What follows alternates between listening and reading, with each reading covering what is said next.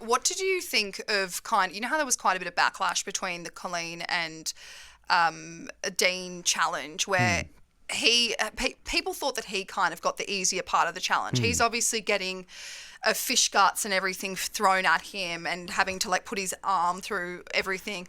And then Colleen's in that box with just so many cockroaches, so many maggots, everything crawling on her. She's remaining calm as if she's quite literally in a coffin. Yeah. And he copped so much backlash because people were like, well, Dean, honestly, you didn't even have it that bad. And he's screaming and everyone thinks he's about to, tap out of the challenge. Do you think that criticism was warranted? Game plan.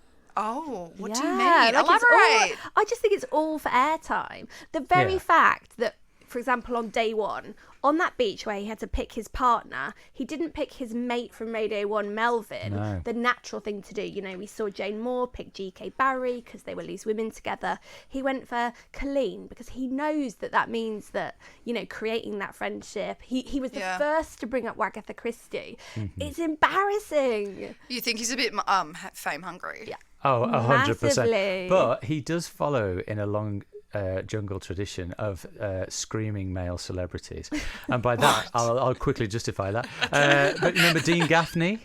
So Dean Gaffney, famous for EastEnders and owner of Wellard, he basically did one of those challenges and screamed like a little toddler. Yeah. Same thing with Paul Burrell.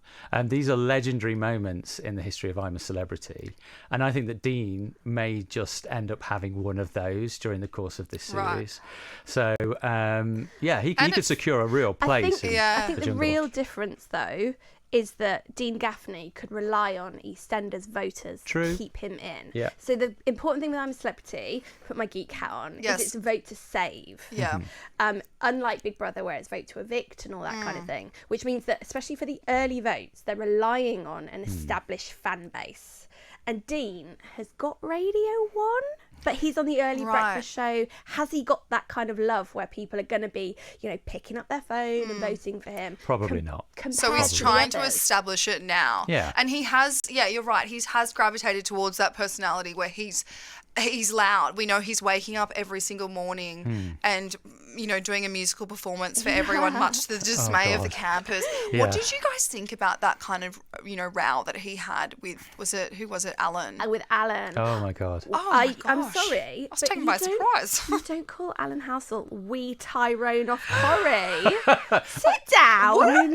Tyrone off Corrie, isn't he? He's a well-known actor. Even I knew. Hang on. He's not doing Shakespeare. He's doing Corrie. I mean, he is wee Tyrone off Corrie. That's literally like saying, Chris Hemsworth in his home and away days, it was not a household name. Tyrone has been through a lot, Roddy. Alan has many tools in the acting arsenal. Can we just rewind a bit? Are you comparing Alan Halsall to Chris Hemsworth? In that time, the last time I was in this studio, I managed to bring up Chris Hemsworth from Home and Away, so it seems that I need to just take a break with that. Yeah, I'm not sure that's the best comparison, but I do take your point, and it was a weird argument. It was like kind of a tiny little tiff. I want full on rows. No, do you know I the did same not thing? understand it. The same thing again, though. He obviously his reaction where he didn't want to get up and fetch the wood was his natural reaction. Yeah, then I he agree with realised how it would look and tried to justify it by having didn't he? Yeah. Exactly. But look, same thing that I said about Maura. Do we care if it's a game plan and he's faking it, or are we like, at least it's interesting telly? Mm-hmm. I'm all for interesting telly because, yes, as we've said, 24 hours a day of filming them in this, one small perimeter of the Australian bushland. How much drama are we really going to get from them? But I'm with you, Rod. There actually isn't many fights. They're all getting along really well. I can imagine they start some sort of Facebook group when they get out. She's with me, Flick. Take note of this. So basically, you're ganging up on me. Yeah, you're out. But can I just ask one question of both of you? This is what I want to say. Who do you think will win then? Because we're very clear on who we think shouldn't win and probably won't win.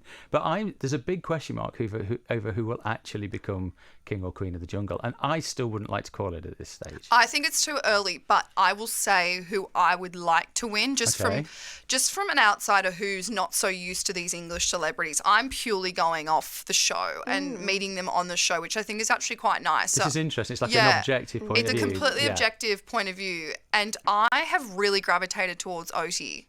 I just think she brings such fresh energy, and she's so lovely, and she's funny, and she's good energy, and she's a yes man. But I also didn't realize from the moment he walked into the junkyard, I didn't know how much I would enjoy Reverend. I'm just all for him. Yeah, he's interesting. I always thought that the Reverend could be interesting because I think he's led an interesting life. You know, he's a gay priest who used to be in this pop band in the 80s. I mean, he should have lots of stories to tell. Yeah. So I always thought he'd be quite good, but I think that OT is coming across really well. Yeah. I thought she might be a bit boring, if I'm honest with you. But you would have seen her on Strictly, right? Yeah, but that's fine when you're in a little glittery dress and you're doing amazing dance routines and all that kind of thing. But when you're just sitting in in a vest and red trousers, you know, how much opportunity is there to shine? You're getting to know. What about you, Flick? Do you have anyone that you Funnily put your enough, eye on? I disagree with Roddy. Oh, there's a surprise. And she disagrees with us. And just so any of the listeners know, these two work together hand in hand. Well, not hand in hand. Hand in hand. They actually hold hands every day at work. So OT, I agree. On screen sometimes was professional, but whenever I've interviewed OT, she is amazing and really interesting. She's a good laugh. And going back to the fan bases, she's automatically got the Strictly fan base. She was beloved on that show. Yeah. So OT will sail right through. I think she's a contender. But same as the Likely Lads, the other people that do well on I'm a Celebrity is sort of down to earth, usually working class, relatable women. So that could be a Colleen, but actually I think maybe GK Barry. She's actually someone that she's actually one of the only people that I'd really seen much of, just because she's obviously on TikTok and quite famous there, and she's coming across really well. Yep. Definitely not someone I think is playing the game. No. I think that she is 100% her authentic self. Yeah. She's very funny. I love the dynamic between her and the Reverend. Amazing. I agree. When they were talking about scissoring. Yeah. And she doesn't take herself too seriously. That's what I take from her. I don't think that she thinks that she's something special.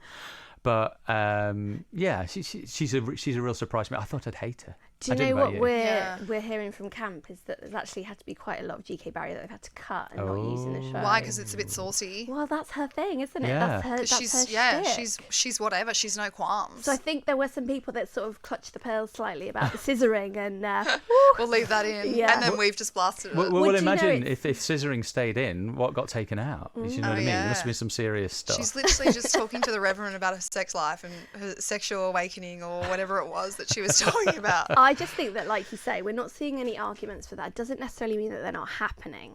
So a bit of behind the scenes for you. Yes, the trial area is actually quite a long way from the camp. So you have to actually get into sometimes a golf buggy, sometimes an actual car to drive from the camp to the trial zone. So, they just sort of look like they're walking through a little bush and then they're on the bridge and that's them done, bish bosh. It's actually a proper trip. And that's where it all goes off on these car trips and all that kind of thing. Where all the drama happens, you mean? Yeah. So, for example, a couple of years ago, Boy George absolutely threw an absolute meltdown on one of these car trips where obviously there's no camera crew and that kind of thing. He had an absolute paddy about it. And this is the kind of thing that we love to find out about I'm a Celebrity, all of the stuff that's going on that we don't see. I know, right? So it's the same set every year, right? Yeah. Because it's just so bizarre to me that it would just be, a set in the middle of the Australian bushland, the border of New South Wales and Queensland, and there's all these Brits just being dropped off there. Well, you've got a unique insight into this. I mean, how strange is that? I don't know how. I'm never in that area. But, I mean, we know that Flick's actually been to the set. You've been there twice, haven't you? You've covered it twice. Yeah. So I want to get both of your insights into kind of last night's challenge when we had Moira and... who was the other one? Jane Moore. Jane. It was Jane, sorry. And Jane did a bit of a clean. She was calm as a cucumber. Yeah, she was. She absolutely killed it. Also the one going underwater.